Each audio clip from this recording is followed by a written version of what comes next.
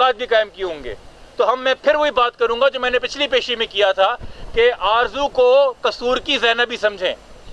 अगर मुसलमान बच्ची 13 साल की है और आप उसका निकाह नहीं करा रहे हैं और अपनी बच्ची को आप किसी से जो है शादी की इजाज़त नहीं दे रहे और जिनसी ताल्लुकात नहीं दे रहे, तो अगर हम मान लें आरजू ने इस्लाम कबूल कर लिया है, तो फिर इस आरजू बच्ची को मुसलमान होने के बाद कैसे ये इस्तिस्ना हासिल हो गया कि उसके साथ जिनसी ताल्लुकात कायम किए जा सकते हैं।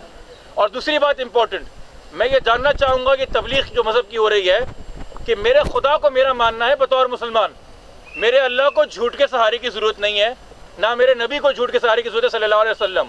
कलमा पढ़ के ला इलाहा इल्लल्लाह मुहम्मद रसूलुल्लाह, पहली बात तो ज़बान पे सच होनी चाहिए।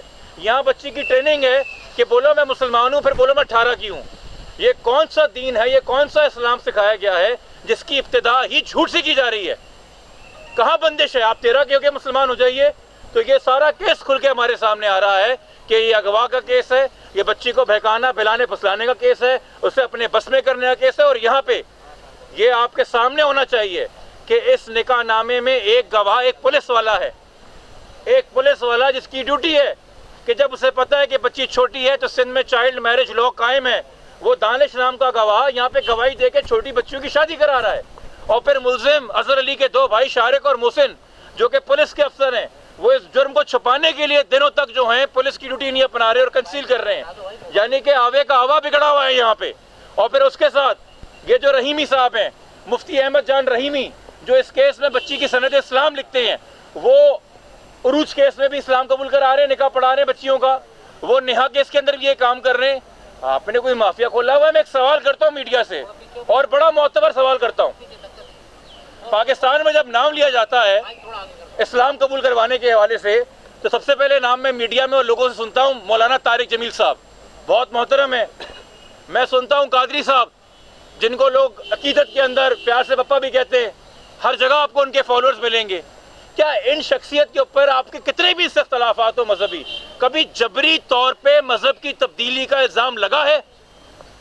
हजारों लाखों लोगों को ये लोग इस्लाम कबूल करा रहे हैं दुनिया में, इन पे क्यों नहीं लगता जबरी तब्दीली का इल्ज़ाम? और ये क्यों कुछ गुमनाम किस्म के मुफ्ती हैं जिनका ना कोई डिग्री, ना कोई सनद, ना कोई मर्तबा, ना ये जय्यत है, इन्हीं के ऊपर सारा है, और इनकी वजह से वो जो अच्छा बड़ा काम भी इस्लाम के नाम पे हो रहा है वो बदनाम हो रहा है।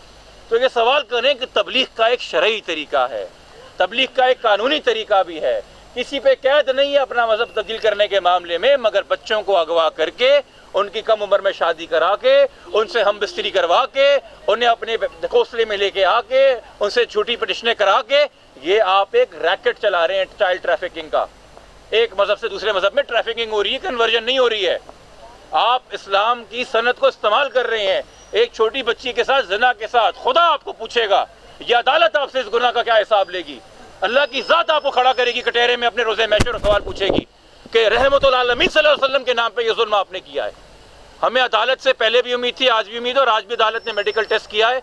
हमें उम्मीद है कि इसमें इंसाफ होगा।